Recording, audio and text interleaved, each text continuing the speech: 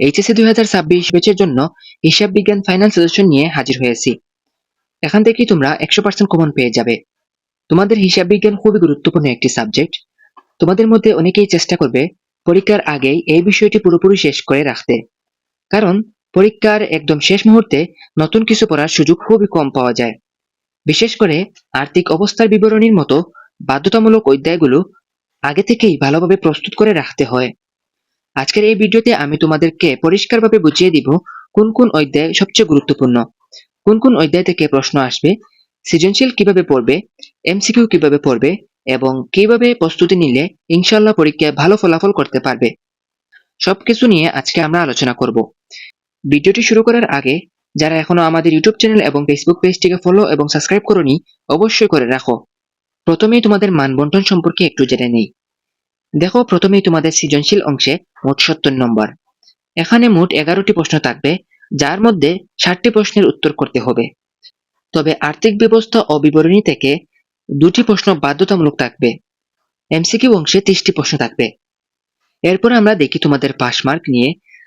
তোমাদের সৃজনশীল অংশে পাস মার্ক হচ্ছে 23 নম্বর এবং এমসিকিউ অংশে পাস নম্বর হচ্ছে 10 নম্বর। তো আমি এখন তোমাদেরকে সবচেয়ে গুরুত্বপূর্ণ অধ্যায়গুলো নিয়ে আলোচনা করব। খেয়াল করে দেখো, তোমাদের প্রথমেই রয়েছে হিসাব বিজ্ঞানের পরিচিতি।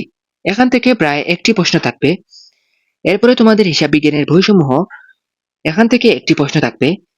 এরপরে রয়েছে ব্যাংক সমন্বয় বিবরণী, এখান থেকে একটি প্রশ্ন আসবে।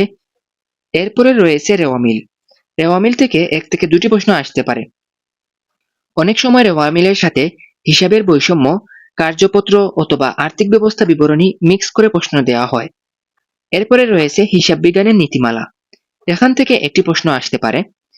এরপরে রয়েছে প্রাপ্য হিসাব সমূহের হিসাব রক্ষণ, এখান থেকে একটি প্রশ্ন আসতে পারে। এরপরে রয়েছে দৃশ্যমান ও অদৃশ্যমান সম্পদের হিসাব রক্ষণ।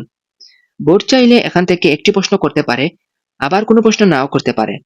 এরপরে রয়েছে কার্যপত্র, এখান থেকে 1 থেকে 2টি প্রশ্ন আসার সম্ভাবনা রয়েছে। এরপরে আর্থিক বিবরণী, এখান থেকে 2টি প্রশ্ন বাধ্যতামূলক থাকবে। এরপরে সবার শেষে রয়েছে একতরফা দাখিলা পদ্ধতি, এখান থেকে কোনো বোর্ড প্রশ্ন করবে, আবার কোনো বোর্ড নাও করতে পারে।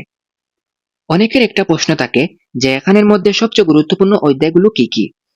দেখো, দৃশ্যমান ও অদৃশ্যমান সম্পদ এবং একতরফা দাখিলা পদ্ধতি বাদ দিলে বাকি প্রায় 8টি অধ্যায় খুবই গুরুত্বপূর্ণ। প্রথমে আমরা সবার উপরে রাখবো আর্থিক ব্যবস্থা বিবরণী, এখান থেকে 2টি প্রশ্ন 100% আসবে। তুমি মোট 60টি প্রশ্নের উত্তর করবে, এর মধ্যে 2টি প্রশ্ন এখান থেকে পেয়ে যাচ্ছ, অর্থাৎ বাকি থাকছে 5টি প্রশ্ন। বাকি 5টি প্রশ্নের জন্য প্রস্তুতি সবচেয়ে গুরুত্বপূর্ণ। বাকি 5টির মধ্যে রয়েছে রেওয়া মিল, কারণ রেওয়া মিল থেকে অন্তত একটি প্রশ্ন আসবেই। তার সাথে কার্যপত্র রয়েছে। তুমি যদি রেওয়া মিল, কার্যপত্র ও আর্থিক বিবরণী এই 3টি অধ্যায় ভালোভাবে শেষ করতে পারো, তাহলে প্রায় 4 থেকে 5টি প্রশ্ন কমন পেয়ে যাবে। এরপর বাকি যে 2টি প্রশ্ন রয়েছে, এই 2টি প্রশ্নের জন্য হিসাবের বইসমূহ, ব্যাংকের সমন্বয় বিবরণী, হিসাব বিজ্ঞানের নীতিমালা, এই অধ্যায়গুলো পড়তে পারো। আমার ব্যক্তিগতভাবে ব্যাংক সমন্বয়ের বিবরণী বেশি পছন্দ। তোমরা প্রতিটি প্রশ্নে 10-এ 10 পেতে চাইলে এবং ওভারঅল A+ পেতে চাইলে অবশ্যই অঙ্কের অধ্যায়গুলো বেশি গুরুত্ব দিবে, অর্থাৎ যে অধ্যায়গুলোতে সবচেয়ে বেশি ম্যাথ রয়েছে সেই অধ্যায়গুলো ভালোভাবে পড়বে। বিশেষ করে হিসাবের বৈষম্য, ব্যাংক সমন্বয় বিবরণী, রেওয়া মিল, কার্যপত্র, আর্থিক অবস্থার বিবরণী, এই অধ্যায়গুলো অবশ্যই শেষ করবে। অনেকেই বলবে যে ভাইয়া, আর্থিক অবস্থার বিবরণী কিভাবে পড়বো? এখানে সাধারণত মোট মুনাফা নির্ণয়, নেট মুনাফা নির্ণয়, মালিকানা, চলতি সম্পদ, আর্থিক অবস্থার বিবরণী, এসব ধরনের অঙ্ক আসে।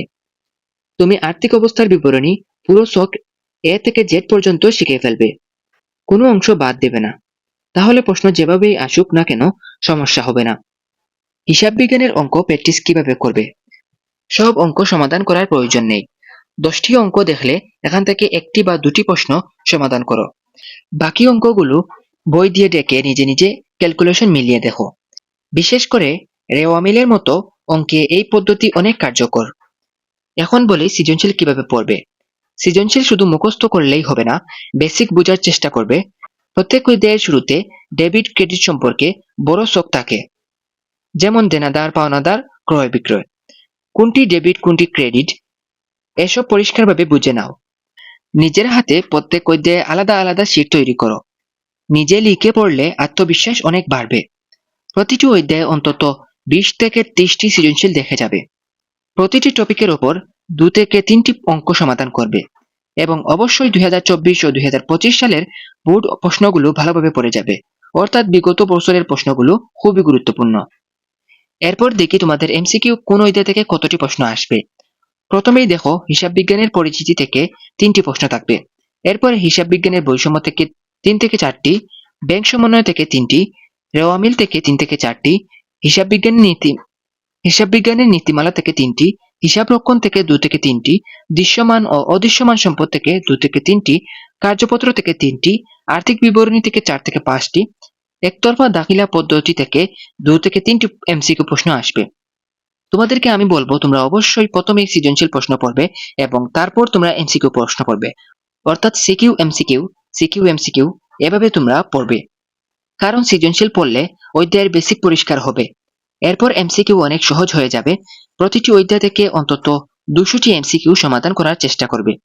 বিগত বছরের প্রশ্ন, বিশেষ করে 2024 ও 2025 সালের প্রশ্নগুলো বেশি দেখবে এবং এমসিকিউ সমাধানের ক্ষেত্রে অবশ্যই ক্যালকুলেটর ব্যবহার করবে।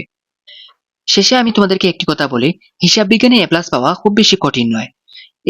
এই 5 থেকে 6টি অধ্যায় ভালোভাবে শেষ করতে পারলে ইনশাআল্লাহ সৃজনশীল এবং এমসিকিউ দুই অংশেই ভালো করতে পারবে। আজকের ভিডিওটি এখানেই শেষ করি। তোমাদের সকলের জন্য অনেক দোয়া ও শুভকামনা রইল। আল্লাহ হাফেজ।